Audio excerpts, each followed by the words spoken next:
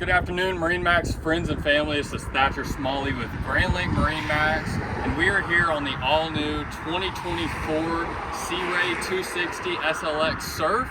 This is a brand new model for this year, and it's really going to innovate the game and bring you a surfing function to the very popular SLX style design on the Sea Ray. So as you can see back here, you have a great sun pad lounge area. As you can see right here, you got a built-in cooler if you're going to be tied up and chilling here on the back. Have access to drinks, throw some ice in there, has a drain in the bottom.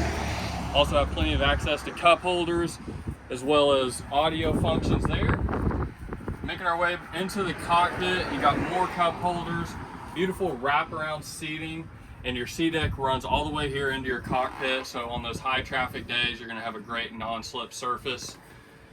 Got a beautiful stowaway cooler storage area here, easy access.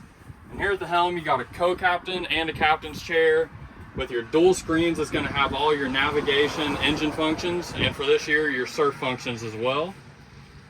Over there, you got your throttle as well as some wireless charging. And here on your port side, you're going to have a head unit with a vacuum flush toilet that's really going to extend your day out on the water.